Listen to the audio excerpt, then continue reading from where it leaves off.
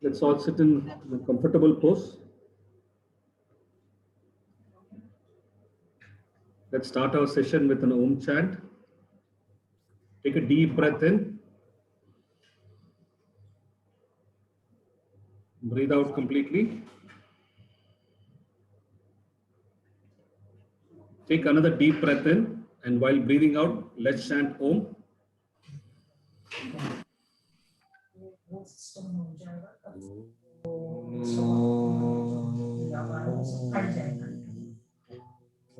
जैसे अभी मेरा क्लास खत्म हो जाएगा तो पहले ही क्लास को यही नहीं रहेगा ऐसे।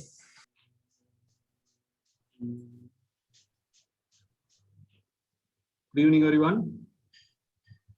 So welcome to our next session, our fortnightly Wednesday session.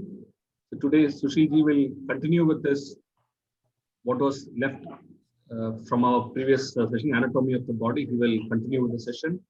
We'll hand over back to Sushil ji. All the best to you. Sure. Thank you so much, Sudhir ji. And thanks everyone who has joined for today's session. Thanks to those who were there last time. But again, just in the interest of everyone, and again, just to streamline the discussions what we had last time, probably I would take 5 minutes, 5 to 7 minutes, just to recap what we went through last time in terms of the coverage. And we would cover the remainder part today. It's going to be a crisp summary in the next few minutes, but those who wish to have a detailed session recordings for the last 1 hour in the last session, please feel free to drop a note, and any one of us would be happy to share the recording links with you. But just again, I will just try to recap in a very brief way.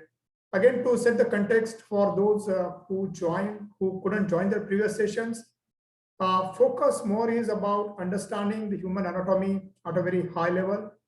We spoke at length why it is really important. I'm not going to cover much on that, but what we would see today is again a continuation of many important human systems, the internal systems, and most importantly, what kind of yogic practices that can be done to improve, to make it healthy, and so on. That's going to be predominantly the focus. Again, 1 hour is not enough, but I'm just trying to keep it crisp. And thereafter, in the subsequent sessions, we are going to deep dive into individual systems, and few of our teachers will take us through after a fortnight and so on, right? So with that note, let me just quickly recap what we covered last time. We spoke about how important and the powerful our human body is. We touched base on the various facts, which are pretty interesting. We really went into understanding why it is important for us, an individual, to understand the human anatomy, the internal systems, and how it helps us to make our body, which is a physical body, active, because that's the core for us for the subtle body as well as the causal body, right? We spoke about the various systems that we have, which essentially in the form of, just try to put it in the cricket team, having 5 key players, wherein heart plays the important role, while there are 4 other systems as well, which are nervous, the brain, the lungs, the liver, and the kidney. That also plays a very important role. The last week we focused around 4 systems, and this week we'll cover the rest of the system, hopefully within the time. I would definitely attempt that one. If there are any questions, you can hold on and probably put it in chat window. We'll try to answer, and I would also urge you to add on if you want to contribute in certain way. Just quickly, in terms of what we covered last time, we focus around skin, which plays a very important part, one of the largest organ of the body. It has 3 different parts. Very important that it plays one of the active role in fighting the infection. It's a first line of defense for any bacteria or the foreign material. Most importantly, we spoke about what are the various exercises that we can do to keep our skin healthy. Few things just around the smile, giving exercise to the muscles, the eyelids, and so on. And most importantly, the various stretches that we do, which helps in keeping skin active throughout. There are certain pranayams also which we spoke about, which really helps in glowing the screens and glowing the skin of an individual. We spoke about the skeletal system, how it is an important one from the protecting the entire internal organs. There are multiple bones that we have, primarily the joints which touches the ligaments and so on. At a high level, almost close to 200 bones, primarily focusing around protecting our brain, lungs, the internal organs, and a lot of bones on the peripheral system, which is the appendicular skeleton, we call it as. And almost half of the bones are located on our fingers, on the palms, and as well as on the feet. Different exercises that we can do are pretty important to keep our skeletal system pretty strong, because that's the one which produces the blood cells which are being consumed by the rest of the body. Various exercises that we do, be it the horse pose, any pose around the tree pose, the chair pose, this is a warrior pose, pretty important active to help our skeletal system keeping active. Again, these are very kind of representative set of asanas which we have put on the slide, just to explain you how it is important and what kind of things that you can do. There are a lot of other asanas also which can benefit from a skeletal point of view. We spoke about, once I go one level down from skeletal, we spoke about the muscular system, a various muscular system which not only helps from a strength, but it takes care of the internal organs as well. There are a lot of all the organs, including the heart, which are made of the muscular systems. They play a pretty important role in our body. The one which I spoke about, the heart, there are a lot of muscles, the skeletal, which actually, whenever I lift something and so on, we spoke about how the different kind of muscles are there. Like if I'm going, there is a slow twitch. If I'm going for a marathon, giving a energy for the prolonged durations, as well as we spoke about the fast. If I'm running in a sprint, how my body gets activated, the muscle helps in that. Again, various set of systems, which is to make our muscle strong. A lot of asana, including the crow kakasana, there is a bakasana, mayurasana. Also a few set of asanas which we keep on doing regularly really helps us in improving our muscular power. And as I said, muscular power is pretty important, not only from a lifting weight and so on, but the internal all vessels, the food pipe, the heart, intestine, everything is ultimately, the muscle is the one which circulates the blood indirectly internally by contracting it and expanding it to cover the circulation of the blood, the speed of circulations. The other system which we spoke about in the last week was the nervous system, a pretty important system because it captures, it has a brain in it. At a high level, two parts, one focusing around the brain and the central part. This is the core part. You can consider it as a wiring, wherein the entire nerves which are coming from legs, all parts of the body gets connected to the central part, gives signal to the brain. Pretty important one. There are two kinds of system within the nervous. The one which is focusing on the voluntary actions. If I touch something, if I sense something and so on, that's the system which takes care of this. The one which takes care automatically within the body. If something happens, what actions I do, that's typically what our brain works. We also spoke about how our human body is made of two parts. One which is, we call it as the right brain and the left brain. The right brain takes care of acting immediately if any situation happens. We have the parasympathetic nervous system, which is the left brain, which is controlled by left brain, which ensures that it gets kind of balanced. We spoke about the brain and how the spinal cord plays an important role, which is ultimately giving signals to the brain. A lot of different asanas which are helpful for your nervous system. Important thing is, if you look at your entire feet, if you look at entire palm, all these particular muscles, it's ultimately 5 elements of the body are connected, be it on the stomach, the digestive system, the respiratory system, the fire, the air, the water, and so on. All of them get activated, especially while you walk, whenever you do different kind of mudras. Using the Sarvangasana, Viprit Karni Asana, or the Shirshasana, the entire blood circulation happens, the nervous systems become pretty strong.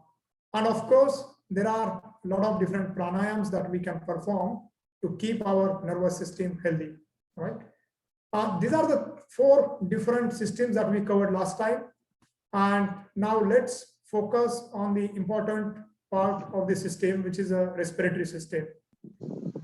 This is a part which we are covering in today's sessions and the subsequent different systems that will follow.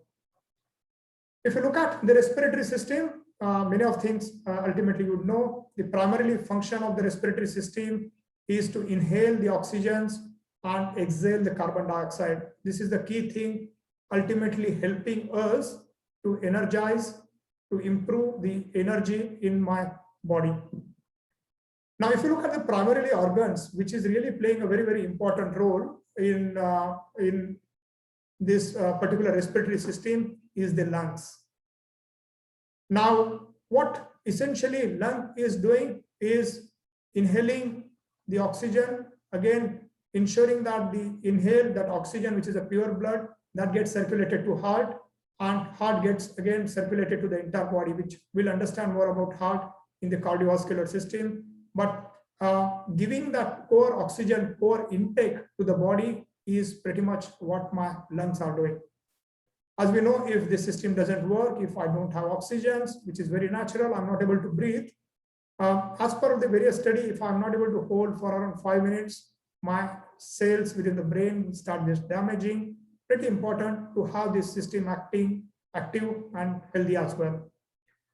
If you look at the normal human, how it works, definitely for the newborn, the speed of breathing is much higher compared to the adults. As well as if you see, if you are sleeping, if you are calm, the speed is pretty low compared to if you are active into a particular exercise and so on. Let's understand how these things works. If you look at how once the inhalation happens through the nostrils, it goes to the vacuum which is inside my nose and the cavity, which is, we call it as a sinus. It primarily plays the role with respect to regularizing the temperature as well as the humidity of the air which I sucks in. The moment that happens, the entire air passes through the windpipe, ultimately goes to both the sides of the lung. There is a small hairs that you see starting from nostril as well, which are helping in ensuring that there are no the bacteria and so on. Most of it gets filtered there itself. And when we sneeze, when the mucus comes out and so on, that is the time when most of these particular foreign parts that we are trying to take it out whenever we exhale. Once it goes inside the lungs, naturally when I'm inhaling, this is a part where my heart and the upper part of my abdomen is getting kind of situated. Whenever I'm inhaling, the diaphragm gets kind of, the lung gets the blown up, my diaphragm gets contract, it gives more space for me to inhale as much as I can. That's pretty much the function of the lungs. Now, why it is critical, I think you would understand more when we speak about the cardiovascular system, because how this fresh oxygen is helping me is pretty much we'll talk while we speak about the cardiovascular system. There are various asanas and different pranayams that we can do to keep our respiratory system pretty active. If we talk about the Tadasana stretch, we always keep talking about focus on inhalation, exhalation while doing Tadasana. Pretty good to, because my body is straight, I'm able to breathe in as much air as possible while in Tadasana. In Gomukhasana also, there is my neck is not bending, my body's chest is straight. It helps me to inhale as much as I can. If you look at Dvikonasana, again, my chest gets opened up. In final pose, we inhale. Pretty much helpful to inhale as much oxygen as we can, exhale out the carbon dioxide. There are multiple pranayams as well, especially the Anulom Vilom. We do long inhalation, exhalation.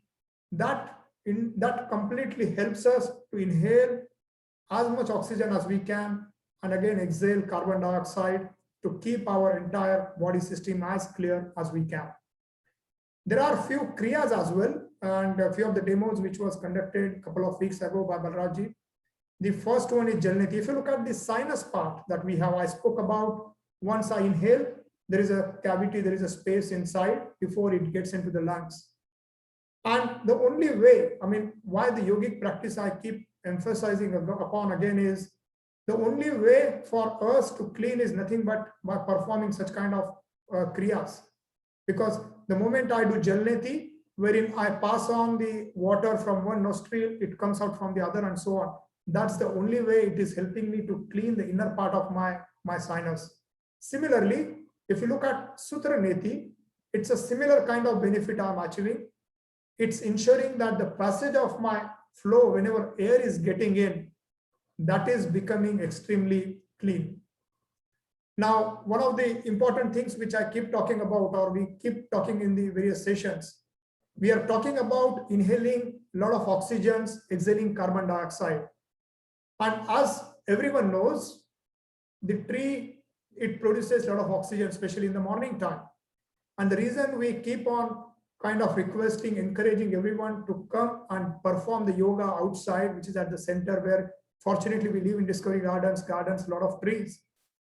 The moment you come on center, you are able to breathe in a lot of oxygen there underneath the tree, rather than if you are sitting at home, it's again not that fresh air that one can enjoy. And it becomes really, really important to continue to do a lot of pranayams, inhale, exhalations in an open air.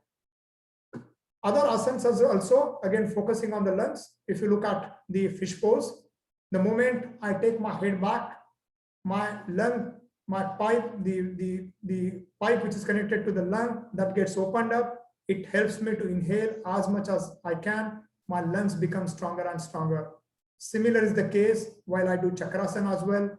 Here, if you look at Sarvangasana or the Shirshasana, this is also a pretty important asana for my respiratory system, because if you look at in a normal way, whenever I'm inhaling, the upper part of lung getting inhalation and just passing it on to the cardiovascular system, the blood, the oxygens, taking it. Most of the cells on the top part are pretty active.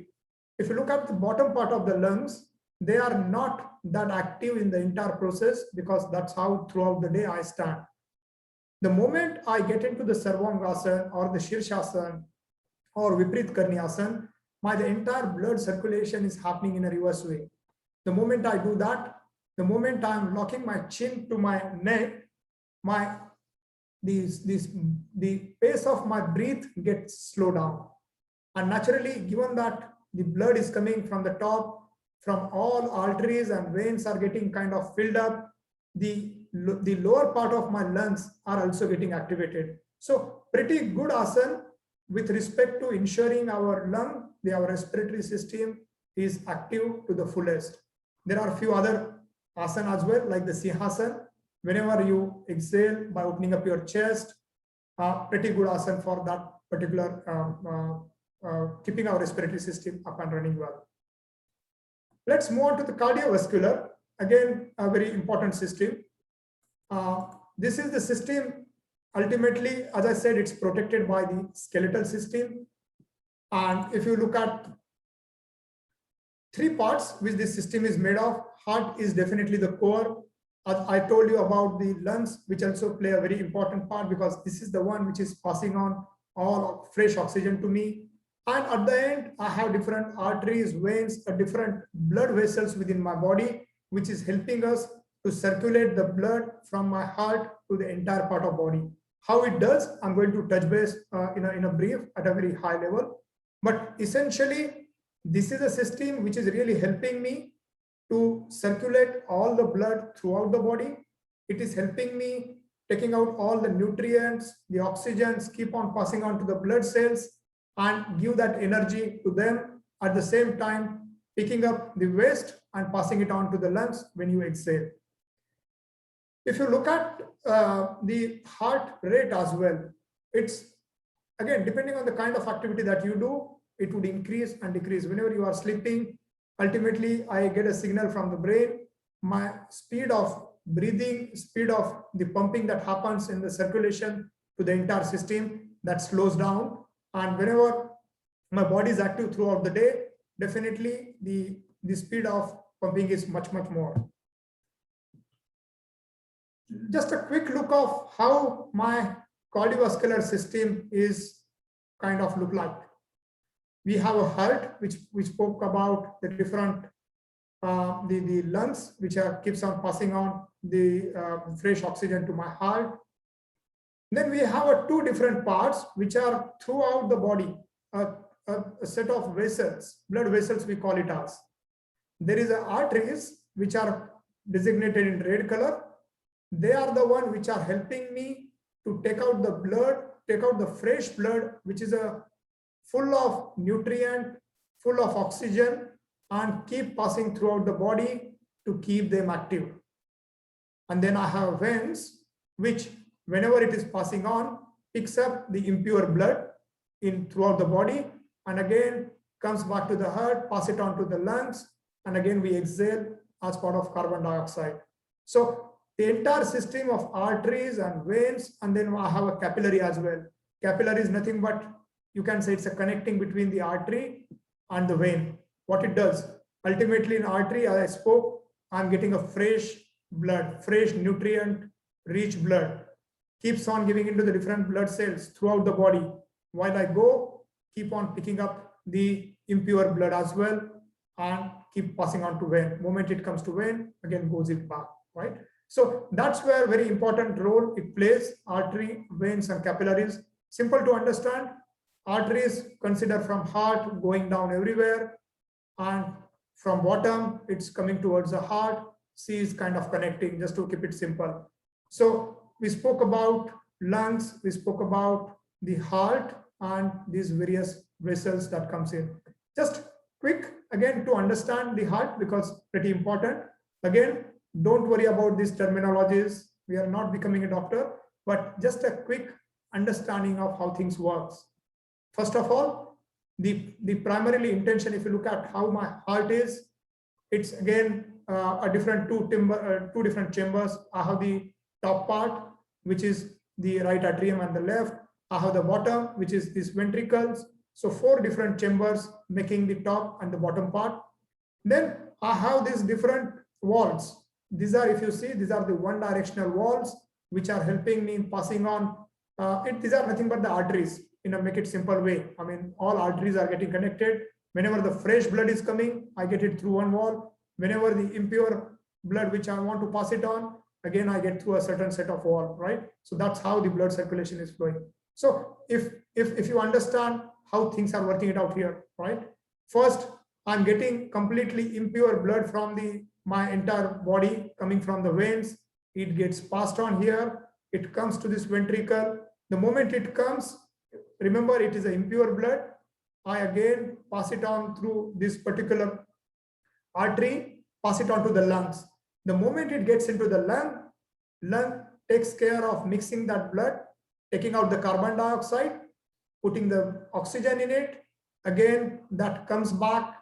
It comes back into the artery, comes here and pass it on through this particular artery throughout the body. So this particular heart and the lungs play they work together. I'm getting all the blood. This primarily function of heart is to keep pumping, push the blood, give it to lungs, get the fresh purified blood, again pass it on to the entire body. Pretty important role. And as everyone knows, this is the one which keeps passing on blood to the entire part, keeping body active. The moment it goes down, we are in difficult situation, right? Various different asanas, pretty much for keeping the cardiovascular system pretty active. Supta Vajrasana, pretty good for heart. A lot of blood circulation gets concentrated here. This is also good for your urinary and reproductive system as well.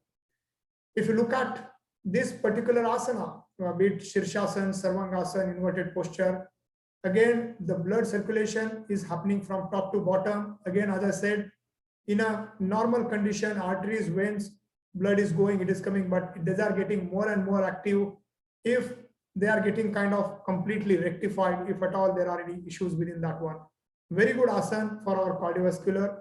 If you look at Halasana as well, in this particular halasana, the moment I take my legs back, my lungs gets compressed. The moment lungs gets compressed, and when I come back to the Paschimottanasana, while again I come back straight, my lungs get opened up and I inhale too much oxygen. Again, it goes to my cardiovascular system, right? So it again is a very, very important, this particular asana. We do Prastika Pranam as well. The moment we inhale, exhale forcefully, I'm taking a lot of oxygens. Again, I'm passing on that particular fresh oxygen to my heart. It plays a very good role. There are few other pranayams as well, be it Anulom Vilom, Kapalbhati, whatever I keep on doing it for the Anulom Vilom, whatever I do for respiratory system, it is helping me here as well. If you look at Kapalbhati as well, a lot of exhalation, inhalation, again, while I do, my heart gets activated here as well. Let's go to the another important system, which has another one more important organ, which is the digestive system. If you look at the digestive system, one of the very, very important part, and a lot of us love to eat different foods and so on. Let's understand how this system works, and most importantly, understand what all different asanas, yogic practices that we can do to keep this particular system active. Now, if you look at the primarily function of this particular system is to take out the food, grab the essential nutrients that gets come in, whatever is the waste, I kind of throw out. Whatever the nutrients I do, again, there is a process which we will briefly touch base, but that's giving the energy to my various blood cells, keeping me active and keep moving on that particular things. If you look at the entire system that is there, various parts that are involved, which we are going to touch base. But if you see the moment you take the food and the moment it goes out through anus, once you excrete, it's almost covering 9-meter distance. It's pretty long process that we go through from a digestion point of view. A very, very high level, don't get worried about not understanding. The idea is here just to give you a very, very high level glimpse. Don't worry about the complex terminologies, but just try to understand the various parts it's taking care. We spoke about the teeth in the skeletal system. They are playing a very good part to keep on chewing whatever I intake. The moment I more chew, it is helping me in digestion. So that's a very good practice that we should keep adopting. The moment that comes, my saliva glands also gets activated. Till this is the time where everything is in my control. And post this, everything is involuntary, whether you like it or not. Automatically the system starts functioning thereafter. So this is the kind of a voluntary. The moment food goes in your esophagus, which is nothing but a food pipe, everything becomes involuntary. Now, what happens? Again, others spoke about the muscular system. This pipe, everything is made up of inside the musculars. The moment food goes in, muscular gets opened up, contracts, food goes in, it keeps on squeezing, food gets down, goes towards the stomach. The moment it goes to the stomach, it starts breaking down into the proteins. It takes care of killing the bacteria and so on. The initial line of kind of bacteria removal happens here.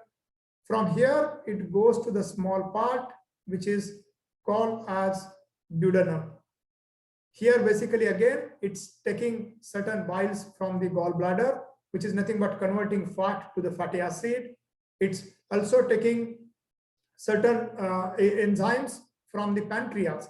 At the end, it gets mixed, a small liquid, again, we call it as a chyme, which is more digested food, where a lot of protein is there, that gets kind of passed on to the small intestine. Now, small intestine is the place where it takes a lot of time in terms of absorbing the food. A lot of nutrients and so on that gets absorbed here.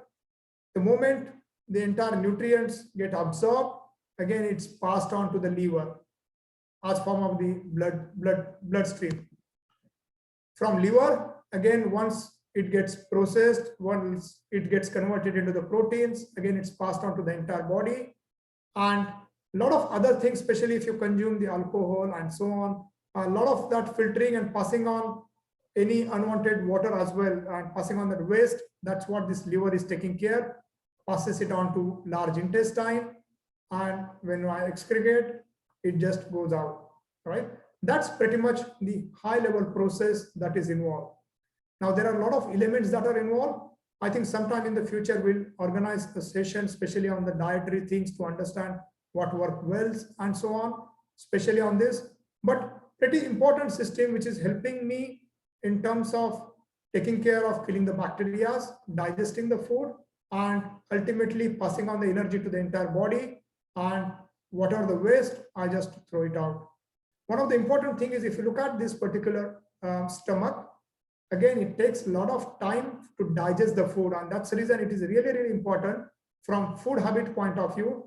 Just if you have a small kind of piece meal, that's really important. It helps you in this entire digestion. This is just a kind of a sectional view of how things are, whatever we spoke about, the stomach and so on. Now let's really focus on the different asanas. I think that's more important for our digestive system. There are so many asanas we keep performing, and just again an illustrative list. The Mandukasana, the moment I press my navel region, my entire digestive system is getting activated there, because usually if I don't perform these asanas, it's just going in a flow. I'm kind of activating those particular parts. If you have constipation and so on, many of those particular asanas are there that helps in removal of that. A lot of fatty food in the abdomen region, a lot of fat that gets accumulated. The asanas like Trikonasana, Parshvakonasana, and so on, those helps us. Here also, if you see a lot of help in pressing the intestine whenever I just turn on the one side in Ardha Matsyendrasana asana. Pavan Muktasana, again a similar kind of effect. There are a lot of asanas which we do on abdomen, be it Sarpasana, be it Naukasana, there are Dhanurasana. My entire weight is coming on digestive system. All organs, whatever system which we saw just in few minutes ago, they are getting activated. There are few important kriyas as well, which we have not done in the class, but I think there are a few which does to some extent.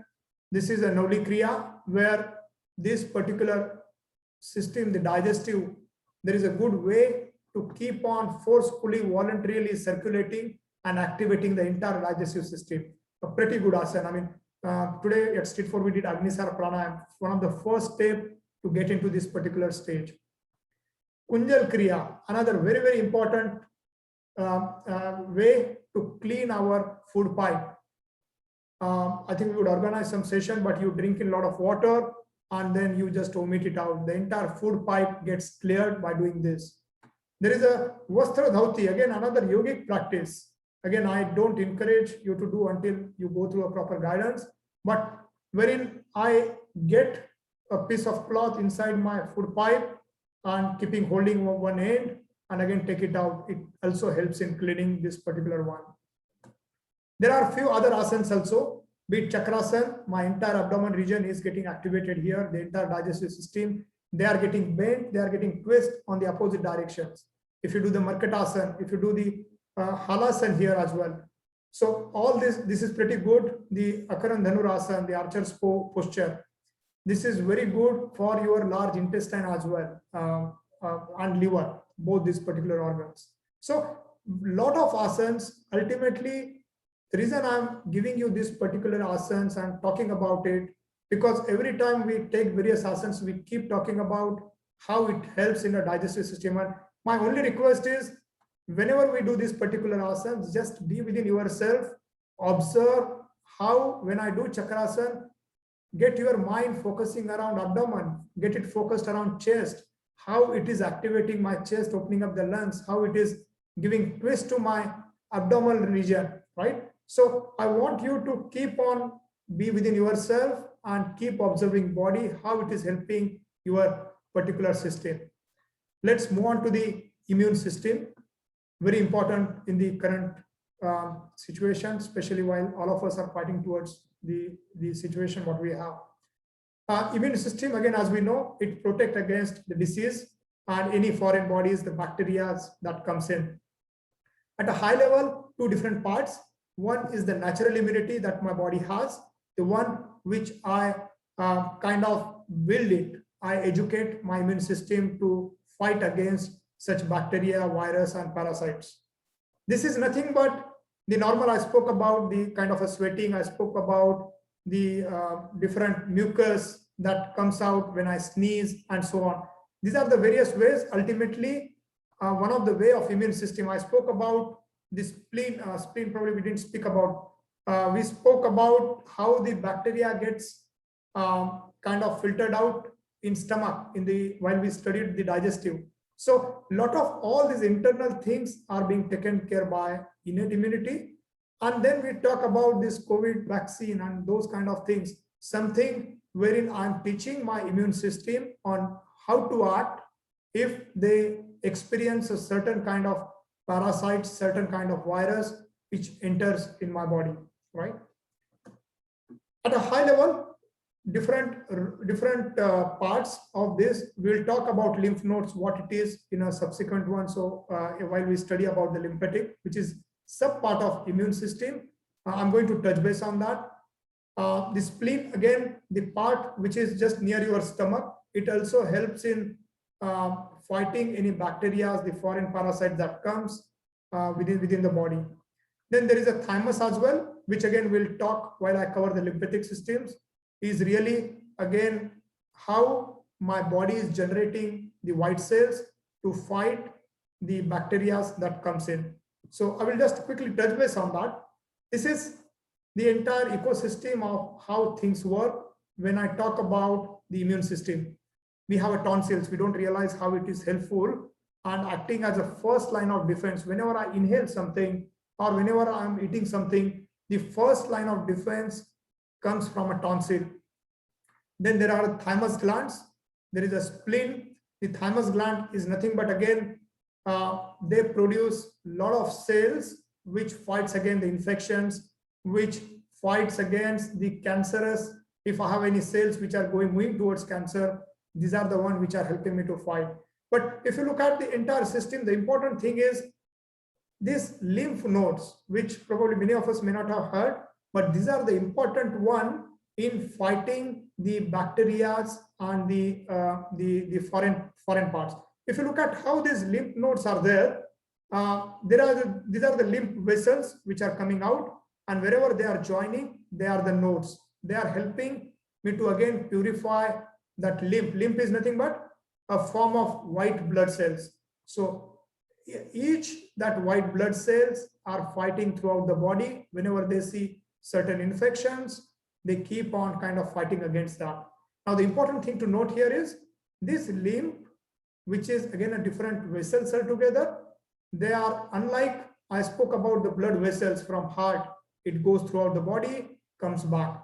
But lymph nodes, the fighting of white cells is happening from bottom to the top only. If you look at towards the neck, it is splitting again into two different parts. So this becomes a very, very important, if you just look at this particular slide, this really becomes an important for us to keep these lymph nodes activated, because the more the lymph nodes gets activated, my immune system, I'm helping it. Usually, so far, we usually hear that moment I do a lot of inhalation, exhalation, lungs, that's where the immune system. But few of us only realize how my lymph nodes, tonsils, and there are exercises which we can do to keep these lymph nodes active, right? We spoke about tonsil, the first line of defense, the spleen, all of them are playing a very, very important role. See, very, very simple exercise, and which we don't realize, the neck movements that we do on the side, ultimately the lymph nodes on my sides are getting activated. The shoulder rotations which we do, again, I told you the lymph nodes are getting split towards the neck, at the neck side.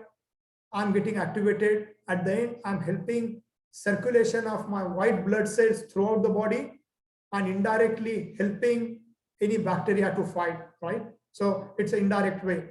Again, pulling shoulders. This is also another exercise which we keep doing during the warm-up, stretching our feet forward, backward. This is really helping. I spoke about how the white blood cells coming from feet towards your up part, towards the neck. And this is helping me to keep pushing white blood cells throughout the body. Other asanas, again, for our immunity systems, Again, this particular lungs, very good for our tonsils, few of this particular area. Here again, the nervous system, the entire circulation is happening. All these particular asanas are helping me in building my immunity. Here as well in Matsyasana, the moment I do pretty good asana for my tonsils, I told you the tonsil is a first line of defense. To keep it active, we can perform this. We have a Sinhasana as well, which we spoke about how it helps in lungs. It also helps in the improving if at all there are disorders and to keep our tonsils healthy. Again, pretty good asana, the Sarvangasana, the Shirshasana and so on.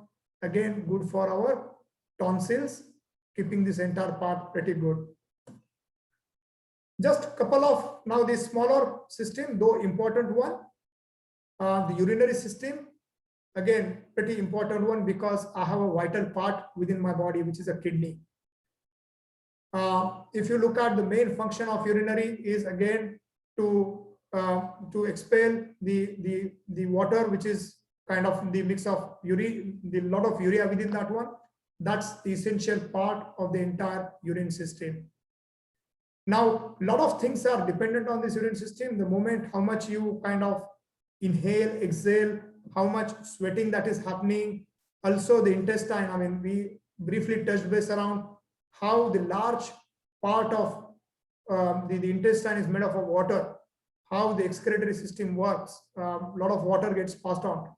So that all entire, the functioning of intestine, etc., is also important on how much I pass from a urinary function point of view. We also observe very natural whenever we have coffee, alcohol, or whenever we take certain types of medicines, a lot of urine that we pass through. At a high level, just to get an idea how things are, kidney are the super most important functions which basically takes place in a urinary. Again, they are a very, very vital organization or vital organ. The moment from kidney, I have ureter. Here, basically, it is the kind of, it keeps on passing the unwanted water in the bladder. Every 10-15 seconds, it keeps on kind of passing it on. The moment it comes to the bladder, again, this is a place where, sorry, first it comes to the uterus, it comes to the bladder only. From the bladder, it is kind of storing it. This is a place where I keep on accumulating before I urinate. At the end of bladder, again, to control this, I have a series of muscles, and ultimately I pass it on through the urethra. So if you look at the difference between the female and the male the urinary system, primarily if you see the length of this urethra in the human organ, in the male, it is much longer. It's almost 20 centimeter long. If you look at in the female, it is just about 2 inches. So that's one of the major difference. If you look at the other things, here this particular urethra, it's acting a dual role to urinate this, as well as it is also helpful in the reproductive system, which I will talk about to pass on the sperms. Now, important thing is what are things I can do. I think that's most important things to keep my urinary functions pretty active. A lot of asanas we have. We sit in Malasana, pretty good asana here that we can perform.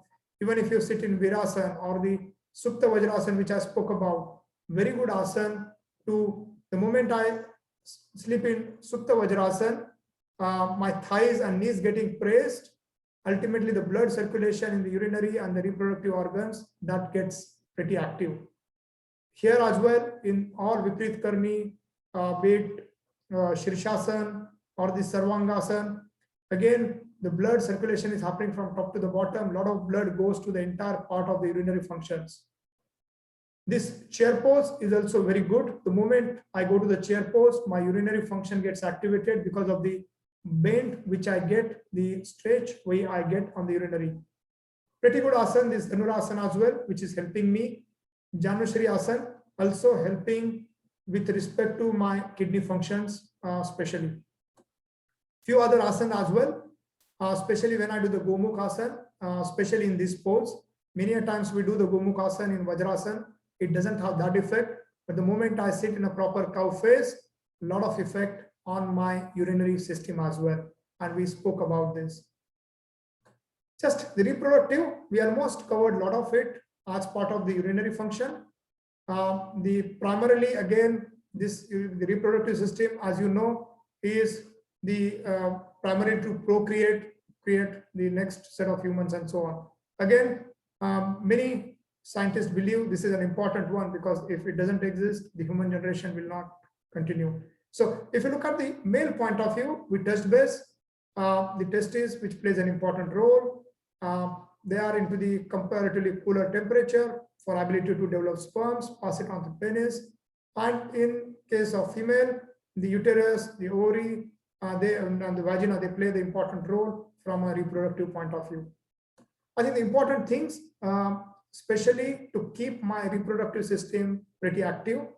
The first one is the halasana. Again, the entire my reproductive urinary function gets activated here. It's a Supta Baddha Konasana. Again, ensuring my entire functions get blood circulation happens here.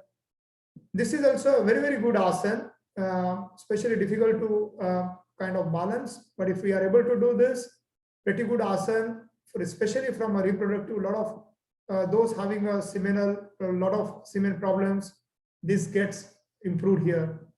Again, this particular asana, the Ardha Matsyendrasana, asana, pretty helpful. Supta Vajrasana, the Setu Bandha asana, the pelvic tilt pose that we do.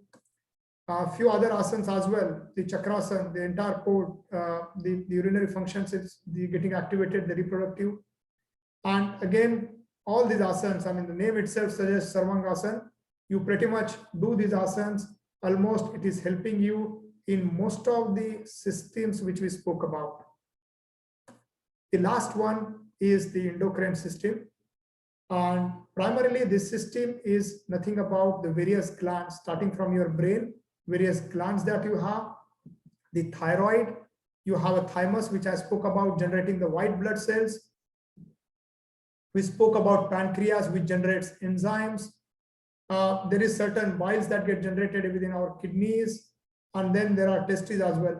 All these particular functions are helping us to generate a certain kind of fluid, certain kind of hormones within the body, which is controlling the entire metabolism, which is controlling the growth. All the different functions within the body gets controlled. The most important within this particular is definitely the thyroid glands. It has an effect almost on all vital functions. It controls your heart rate. It is pretty good to control your from the entire humidity, the temperature of the body, good for your digestive system, and also from a reproductive, the fertility point of view, this also plays an important role. So a lot of asanas which we keep doing, especially on thyroid as well, especially we spoke about Sinhasana, in Surya Namaskar also. If you do the pose, the fourth pose, whenever you go to the heel pose, chin touching to the neck, my thyroid glands getting activated. Whenever you do Sinhasana, that is getting activated. Sarvangasana also, the moment I touch my chin, when I take my entire head up, upside down, that gets activated. A lot of asanas we do. But if you look at the entire system point of endocrine, indirectly, you can associate all of them to the various chakras, which we keep talking throughout the asanas. So essentially, if you perform the various yogas, the different asanas, pranayams that we do, each of these particular asanas at the end are activating a certain chakra within the body. Ultimately, they are helping us to activate a particular glands, right? So this is kind of a byproduct of doing all different yogas that would naturally come, but a lot of focus, especially on the throat, on the thyroid parts, right? So I think that's a very brief, just I covered at a very fast pace, I would say, probably. I would request if at all there are any questions. That's pretty much I had in terms of covering these entire systems in a very, very brief way. Definitely the session is being recorded. So if you want to have a relook, study, understand few things, please feel free to drop note and we'll pass on the recordings to you. But the most important thing is if there are any questions, and more than that, We have very senior mentors as well within the team. So if you have any specific any new things that you want to cover as well, which I may have missed, or if you want me to correct me, please, I keep it open to pass on those particular stuff. There is one question of, is lymph nodes part of the nervous system? And the answer is no. The lymph nodes are part of the lymphatic system, and the lymphatic system is a part of the nervous system. So if I just quickly go here, this lymph nodes, what we spoke about, they are part of my immune system, immunity system, not the nervous system. So they are helping me to fight all the bacteria and so on. They are the one which are generating the white blood cells. So the way it happens is, if you look at the tonsils, there is something called antigen, a small layer on the tonsils. So what happens when I inhale? When I inhale at that particular time, the moment it sends that there are certain foreign parts, the bacteria that are there, my tonsils immediately kind of activating all my soldiers throughout the body, that such kind of bacteria has come up, and be ready to fight it out. Ultimately, my lymph nodes and other systems get ready. They are the white blood cells and fight against those particular bacteria, right? So they are helping me in my immunity, not related to the nervous system. Nervous system is pretty much passing on the entire the nerves, right? The kind of a wiring which I spoke about, just passing on the signals. We call it as a neurons, which is whenever I touch something, what stuff goes to my spinal cord, to my brain, only passing on that information. This lymph, which is a kind of lymph vessels, or even the blood vessels, they are a complete different system altogether. Nothing to do with nervous system. There is another question which is there. What mediation effect on system? How much mental health effect on our system? If you look at, we spoke about the nervous system. If you look at the nervous system within this, and I'm just answering that the question which was posed by Chandrakantji around how the meditation helps me and which other systems gets impacted due to that one. The most important thing is, if you look at the meditation system, ultimately multiple things are coming into the picture. In meditation, I'm improving my respiratory system. My focus is on inhalation, exhalation while I do that. So my respiratory system is getting activated. The moment my respiratory system getting activated, my cardiovascular system is getting activated. These two things. Now what happens? My respiratory system is activated. My cardiovascular is getting activated. It's passing on the blood to everyone. Meditation is also helping me in calming down my mind, the entire brain here. So my nervous system is the important one, which is really helping me in that meditation. My mind gets calm. Again, the moment my mind gets calm, it's again, my heart becomes proper, no stress, no blood pressure, things becomes better. As soon as all these things happen, my immunity naturally develops. The moment entire thing is good. So meditation is helping me in multiple. It's helping me respiratory, it's helping me in cardiovascular, it's helping me in nervous systems, and fourth is the immune and the lymphatic systems, all of them.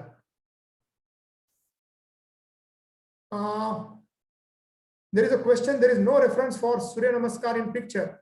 As you know, this Surya Namaskar is a mix of 12 different asanas.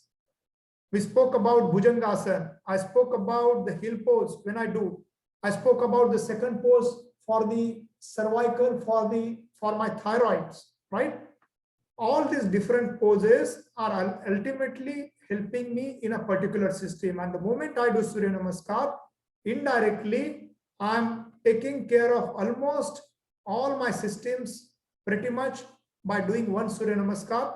I'm taking care of all 12 different systems. And that's the reason we keep on insisting that even if you are in a hurry, don't have much time, just do a couple of Surya Namaskar. At least you are activating all throughout the body. There is a question on, is there any asana for control stomach acid reflux? Again, a very medical question. I'm not a medical practitioner, so I don't want to give that any answer there. The only thing which I would say, probably I need to study a bit, but only thing I would say is, if you look at the asanas which we spoke about in the digestive system, all these particular asanas, if you keep performing these asanas, I'm sure it would help in, basically it is helping in stomach in many of these asanas. Here, if you talk about this Dhanurasana and so on, ultimately, is it helping me in acid reflux and so on? I'm really not expert, so I just beg pardon for that. But I would encourage do that. It should help, in my opinion.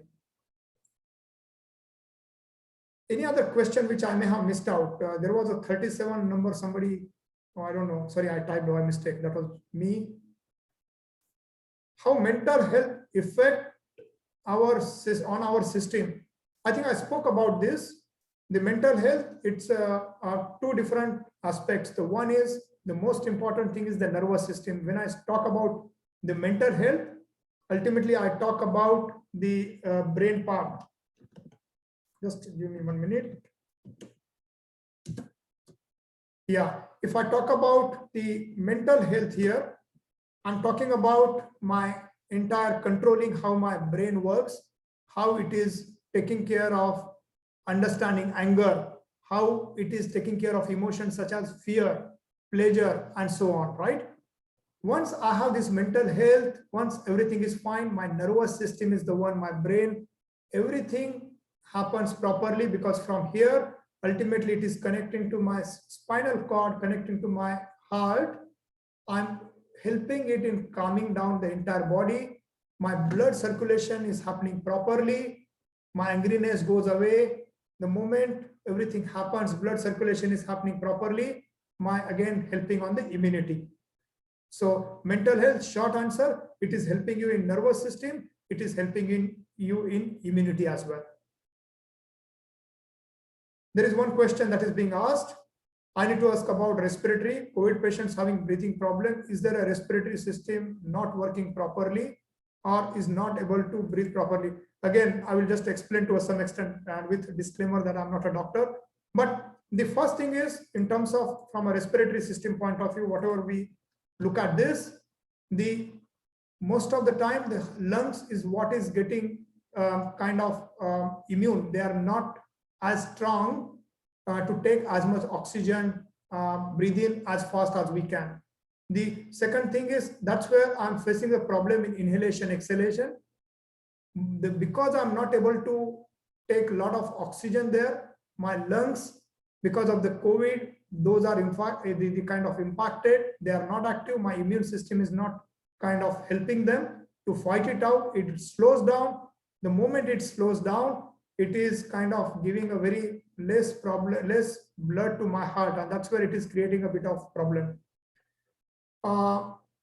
Is there any respiratory system not working properly? Yeah, it's a combination of that, and primarily at the end you are falling back on the immunity system. Why my respiratory system is not working?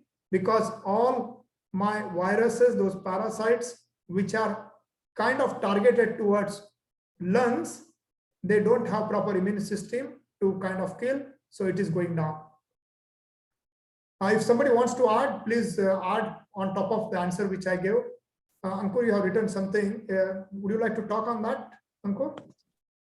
Yeah, see, basically, someone has asked that the gastric disorders. So based on the BYS books, what is written in various books, particularly the Rog Nirog, the Paduthanasana, what we do is highly recommended for those who are having gastric disorders. And moreover, what happens nowadays, stress plays a very important role. Stress determines the mental health, and mental health has impact on almost everything, all kind of systems and everything, as you discussed already. So meditation and pranayama really reduces stress effectively, and once that is done, the gastric disorders also gets cured. So that has been very nicely explained in our book of BYS Rog Nirog, and that can be referred for further details. Perfect. Oh, thanks, Ankur. Thanks for that. Ankur, anything else you want to add on in a few other questions which I answered? There was one more question from that how the mental health impacts basically the various systems. Yep. That just I want to add is that, say for example, your mental health or the stress condition is directly impacting all our, say, one of the very important aspect is a glandular system as well. In addition to our main systems, what we talk about, digestive and all the systems, this is also very, very important. Say, for example, I'm taking one simple example. Recently in a Yoga Manjari, it has been published that that the thyroid gets impacted because of the stress level of an individual. So now what happens is that stress has a direct relation to the function. I'm just giving one example. The stress has a direct impact on the functioning of the thyroid. So basically what happens is that if you are highly stressed, there is a possibility that it has an, in addition to other parameters, it is also one of the parameters which can impact the thyroid levels as well. So basically what happens is that the stress has a multiple impacts on a various systems, not only just a one system which includes basically the digestive system or like that. It has impact on almost each and every system of our body. Right. So that's the reason that we always focus, or we would have seen when the Sharadji was there, he was telling, or he was stressing on that.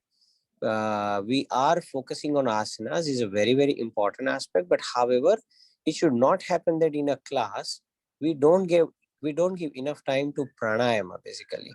So he was very specifically stressing that you should, or we should spend definitely 15 to 20 minutes to the pranayama.